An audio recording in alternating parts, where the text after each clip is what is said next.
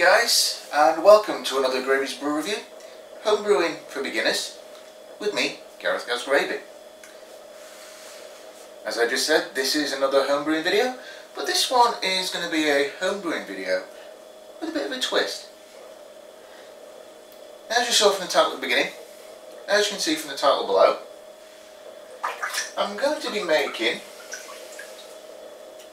a Cooper's ginger beer. Give you a quick look at that label with from the can.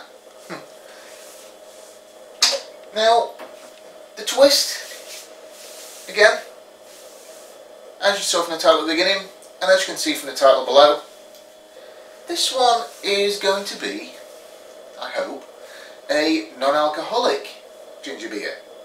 So you could say that this might just be my first kid-friendly homebrew. Now, for this particular brew, you're actually going to get to see me do everything all in one day, or at least in a very quick, short span of time, I hope.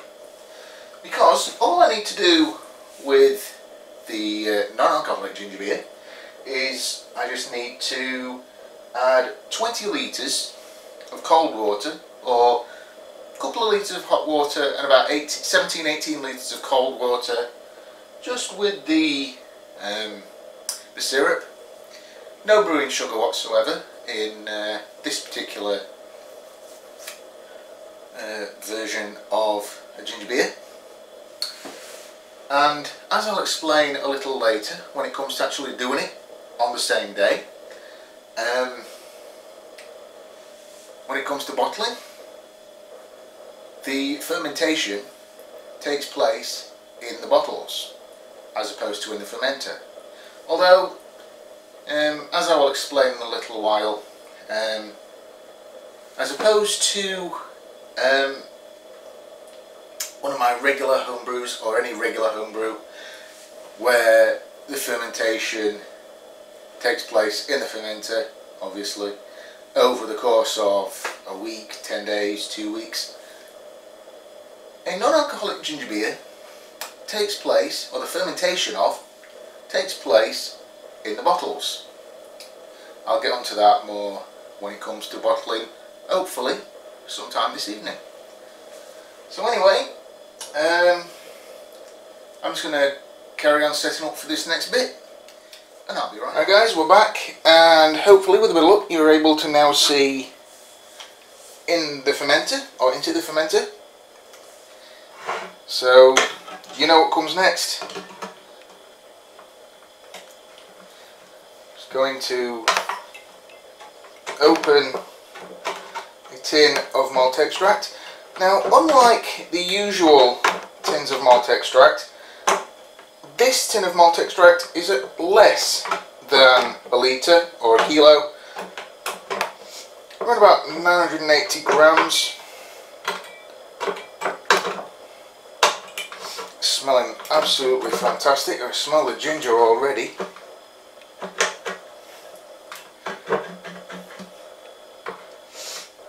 Ooh, I can smell the ginger already.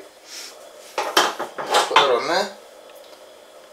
Hopefully you're able to see through the fermenter and able to see what I'm doing.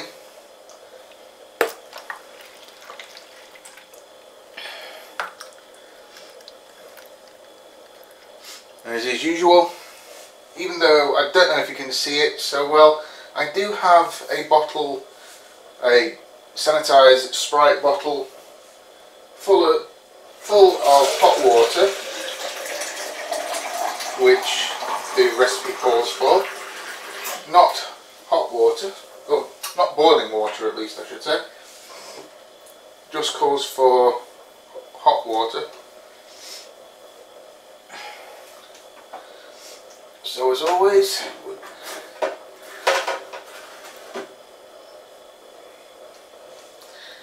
just going to get the rest of this syrup off of the sides of the tin.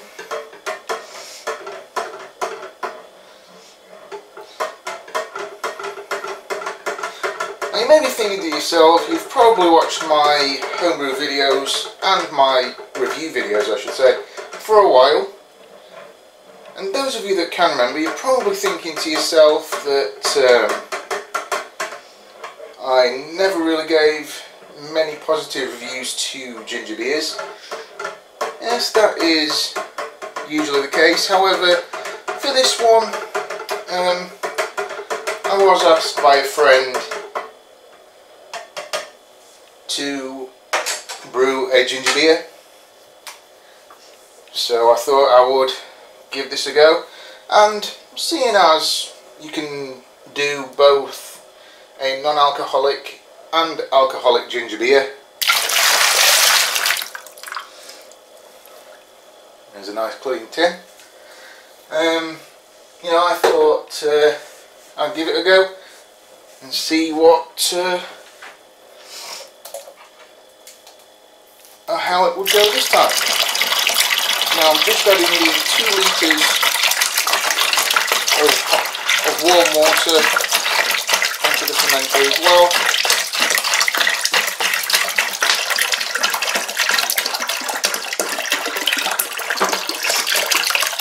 No brewing sugar whatsoever.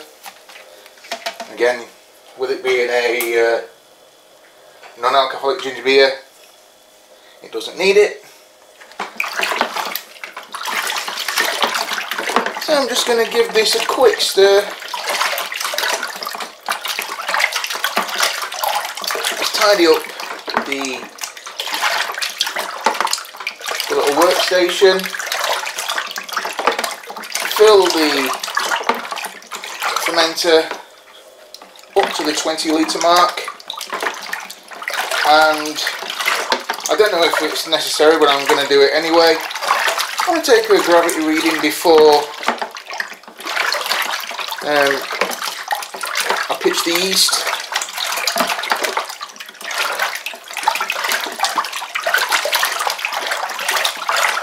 And hopefully in a few hours we'll have a nice non-alcoholic ginger beer. So once again, I'm just going to turn off and get everything set so that I can fill the fermenter up to 20 litres. So once I've done that, I will come back and summarise what I've done, and I'll be right back. Hey guys, we're back, and as you can see, I have filled the fermenter up to just 20 litres. I just put the lid on, well, I just had to take care of some business. Because now all that's left to do is to pitch the yeast. But first, I'm just going to take a temperature.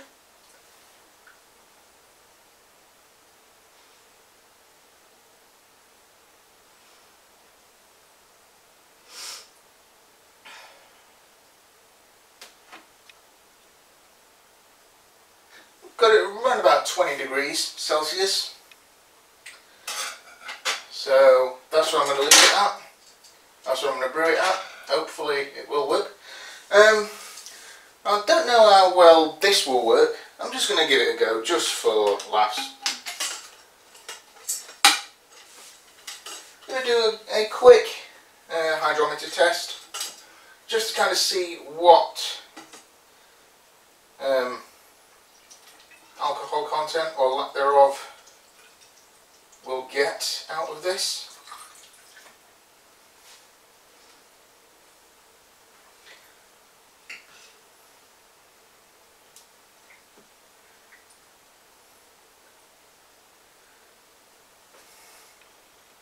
And I'm sorry that I don't really have the camera so well that I can bring it over, but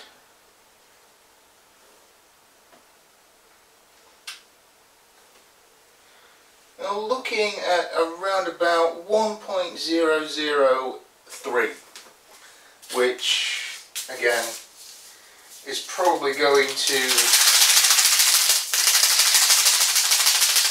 to very little alcohol. Although when it comes to bottling in a couple of hours time, I will give you the proper the numbers. So all that's left to do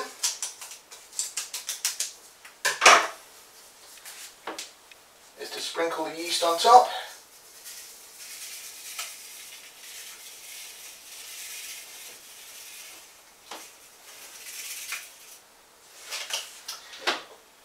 Going to give it a little stir. Just get that yeast going as quick as possible.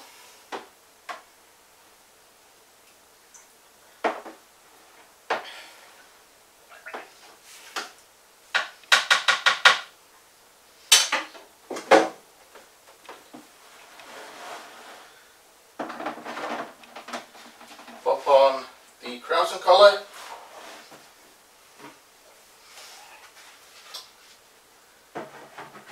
And the lid. Okay, so well, this isn't actually the end of the video.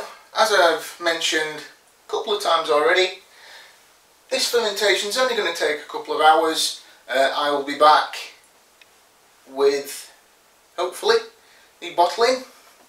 And I know I referenced it a little earlier as to the fermentation process with a non-alcoholic ginger beer. Hopefully in the next part I will be able to explain it just a little bit better, a little bit more, once I've just kind of looked it up a little bit. Alright, so until then, not very often I do this on camera, but smell that ginger.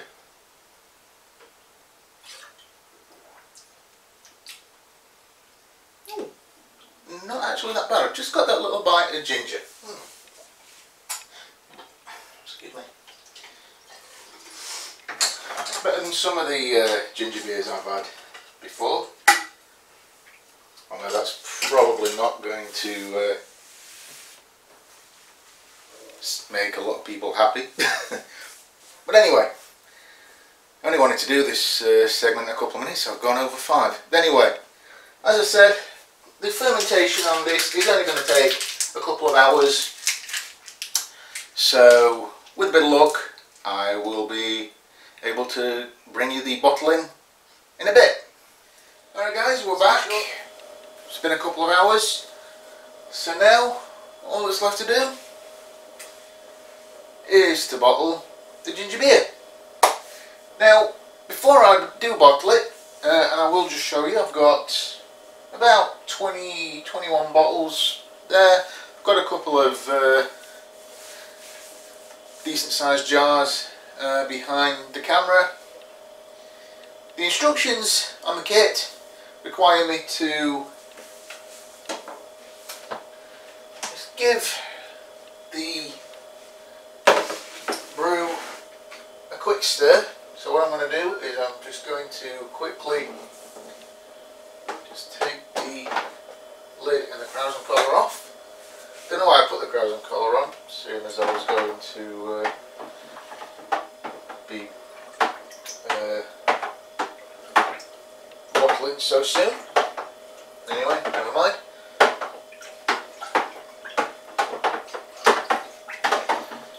Now the instructions call for you to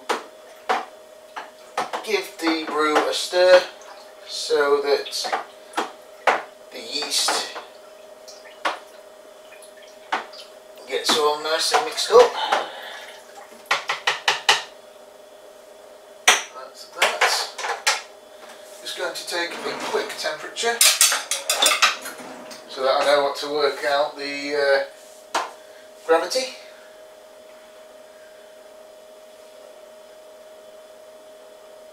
Again, I think we're only talking 20 degrees Celsius. Let's pop this lid back on. And once again, just for a few giggles, if I can move this thing, there we go. Just going to take another very quick hydrometer reading. It's probably not going to be much use right now, again, seeing as the brew has only just started fermentation.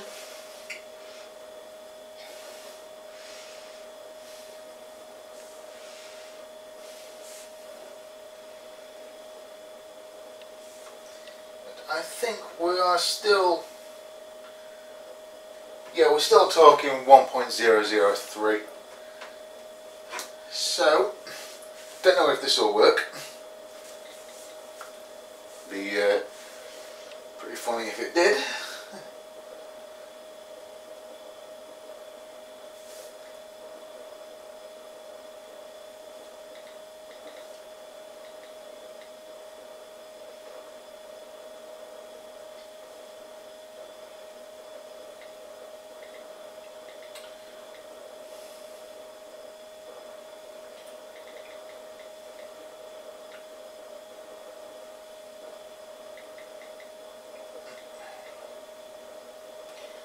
So again, just twitching the temperatures just a little bit.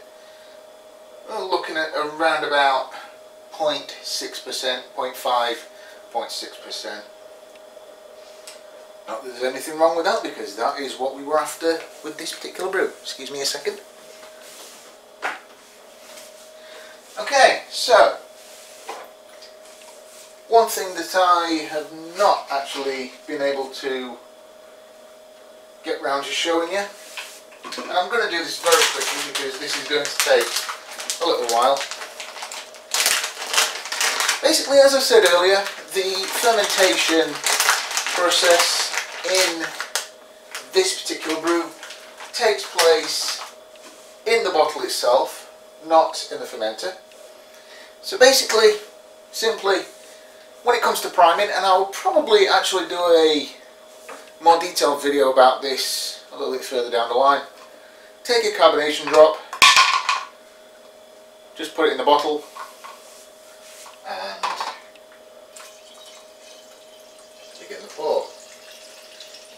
Now you may remember on the first video that I made for this channel in respect of the kit, you may remember me mentioning about the carbonation drops. Like I said, I will probably talk about them another time. So give that a quick shake, and there we have one bottled beer, or one bottled ginger beer. Right, well, I've gone a little bit longer than what I was hoping to with this video, but this is it. I'm going to do this now off camera as best I can, because again, might have to get out some bigger containers. So I hope you enjoyed this particular homebrew. As usual, I bought this kit from Beers of Europe, seeing as I just needed the liquid malt extract. I purchased this from Beers of Europe, link to which will be down there in the description.